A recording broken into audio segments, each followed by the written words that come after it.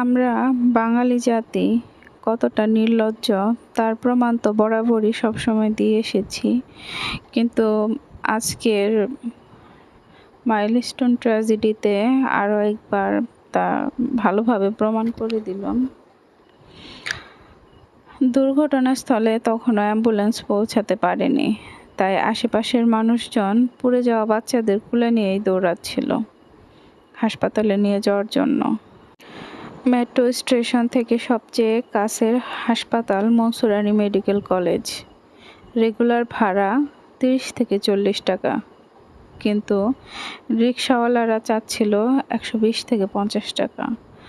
Milestone থেকে কাছাকাছি modern হাসপাতাল রেগুলার ভাড়া 250 থেকে 300 টাকা, অথচ সিএনজিওয়ালারা চাচ্ছে 1000 থেকে 1200 টাকা। একজন লোক পুড়ে যাওয়া একটা বাচ্চাকে নিয়ে অনেকক্ষণ যাবৎ ঘুরছিল, কিন্তু একটা রিকশাওয়ালা সিএনজিওয়ালাও রেগুলার ভাড়ায় যেতে চাচ্ছিল না, তাদেরকে বেশি ভাড়ায় দিতে হবে। এমনকি একটা প্রাইভেট কার পর্যন্ত থামেনি পুড়ে যাওয়া মাসুম বাচ্চাগুলোকে নিয়ে যাওয়ার জন্যে।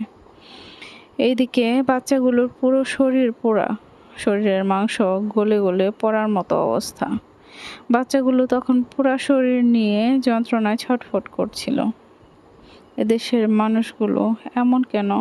বিপদ দেখলেই ওরা সব কিছুর দাম বাড়িয়ে দেয়। এদেশের মানুষ সভ্য হবে কবে?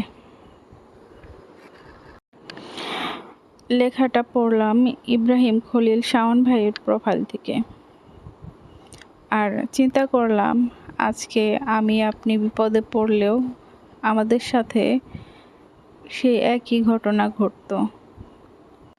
কারো বিপদ দেখলে আমাদের এটা অভ্যাসে পরিণত হয়ে গেছে যে আমরা হাত পা গুটিয়ে নেই।